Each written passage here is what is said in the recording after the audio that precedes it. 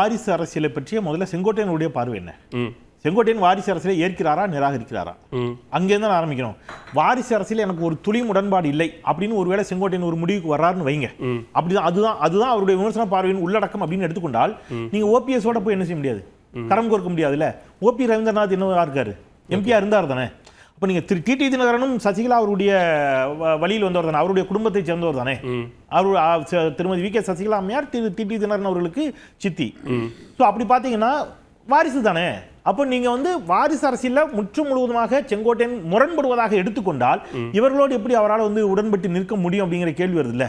அப்ப நீங்க இப்ப அதிமுகவினுடைய பிரதான கொள்கை என்பது திமுக எதிர்ப்பு. சோ திமுக மேல வைக்கக்கூடிய பிரதான விமர்சனங்கள்ல ஒன்று வாரிசு அரசியல்.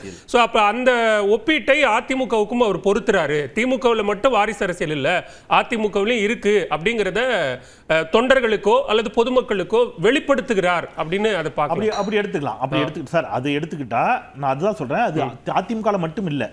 நீங்க ரெண்டு கேள்வி தான் சார். அஇஅதிமுகவிற்குள் திரு எடப்பாடி பழனிசாமி அவர்களுடைய உறவினர்களுடைய என்ன சொல்றது தலையீடு இருக்கிறது அப்படிங்கிற விமர்சனம் நீண்ட நெடுங்காலமாக இருக்குது. அது அவருடைய சம்பந்தி வீட்டில் நடந்த ரைட் நடந்துச்சு, இதெல்லாம் பேசுறாங்க. ஆனால் நேரடியாக அவர்கள் எதுவும் பொறுப்பில் இருக்கிறார்களா அப்படின்னா அதை இன்னைக்கு கூட செங்கோட்டையன் என்ன பண்ணிருக்கோம்னா பெயர் சொல்லி குறிப்பிட்டு இந்த விமர்சனங்களை வைத்திருந்தால் நாம ஒரு விவாதத்தில் அதை எடுத்துக்கொள்வது சரியா இருக்கும். பெயர் சொல்லி குறிப்பிட்டு எடப்பாடி பழனிசாமியினுடைய இந்த உறவினர் கட்சியில என்ன பொறுப்புல இருக்கிறாரு அல்லது எடப்பாடி பழனிசாமியினுடைய மகன் எதிராக தலையிடுறதாக செங்கோட்டையன் நினைப்பார் என்று சொன்னால் அவருடைய மகன் பெயரை சொல்லி அவருடைய தலையீடு இந்த விவகாரத்தில் இருந்தது இந்த மாதிரி ஏதாவது சொன்னார்னா பரவாயில்ல.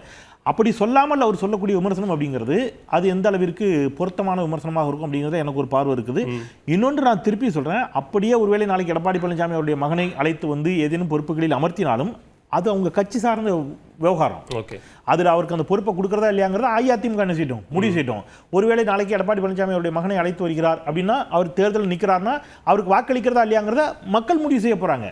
ஸோ இது வாரிசு என்பதாலேயே அப்படிங்கிற மாதிரியான ஒரு வாதத்தை கொண்டு நிப்பாட்டுறது அப்படிங்கிறதுல அது எந்த அளவுக்கு ஏற்புடைய வாதம் நான் பலமுறை சொல்லிக்கிறேன். நீங்க பாட்டாளி மக்களுக்கு எடுத்துங்க இல்ல, இப்ப வாரிசு அரசியலை கம்ப்ளீட்டா அவர் எதிர்க்கல. அதே நேரத்தில் வாரிசுகளினுடைய தலையீடு அப்படிங்கிறார். இங்க மகனோ மாப்பிள்ளையோ அவர்களினுடைய தலையீடு இதுல அதிமுகவுக்குள்ள இருக்கு அப்படிங்கிறது தான் அவருடைய. அப்படின்னா அது அவர் இன்னும் என்ன செய்யணும், இன்னும் மிக தெளிவுபடுத்திருக்கணும். அதாவது என்ன மாதிரி விவகாரங்கள்ல அந்த தலையீடு இருந்துச்சு.